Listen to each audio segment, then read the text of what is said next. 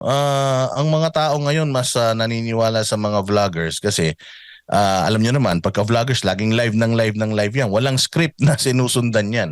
Wala kaming mga amo na nagtuturo sa amin kung ano yung inyong balita kasi alam naman natin ang kalakaran sa media. Ano? Kasi halimbawa ako, media, meron akong kinuhang scoop. Okay, pinaghirapan ko yun maghapon, yun lang yung scoop na nakuha ko. So dadaling ko yun sa aming istasyon. Hindi yun maipapalabas kasi nga yung mga namumuno sa mga istasyon na yan meron din naman silang mga personal na mga agenda at kanilang mga hiling. So kahit na anong hirap mo bilang isang reporter, minsan madalas yung iyong pinaghirapan na scoop hindi pa naipapalabas. May palabas man yan baka madaling araw na tulog na yung mga tao. So kami kasing mga vloggers una sa lahat wala kaming affiliations. Wala kaming mga amo, hindi kami sinisweldohan. So, yun siguro. At saka sa mga vloggers kasi, yung mga opinion ng mga nanonood, aming binibigyan yun ng boses. Hindi katulad kasi kapag, sorry sa traditional media, pero ganun naman talaga real talk lang.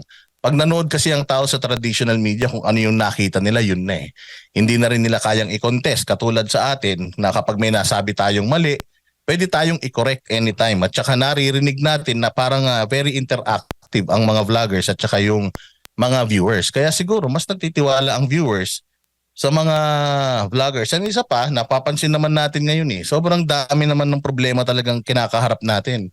Napakaraming mga exposes, napakaraming mga kumakalat na mga balita, pero nagtataka tayo kasi bakit hindi naman nila pinipick up?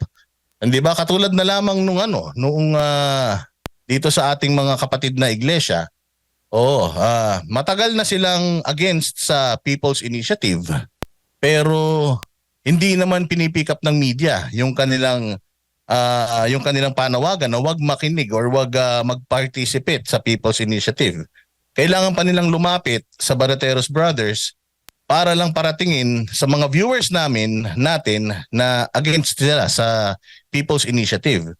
Actually, binash tayo ng mga napakaraming mga vloggers na iba ang affiliations, pero eventually kinlaro din po 'yun ng simbahan ng or samahan ng Iglesia ni Cristo sa kanilang channel na Net25 na talagang against sila sa People's Initiative. So, 'yun yung problema.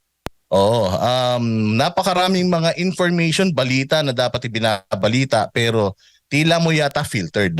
Parang hindi katulad nung panahon ni PRD na ang media ay sobrang kritikal sa administrasyon. Ngayon yata parang it's the other way around. So nagtataka ang mga tao and natatabangan na rin yung mga tao. Dahil yung mga balitang importante, hindi na nila nakikita at naririnig sa balita ngayon.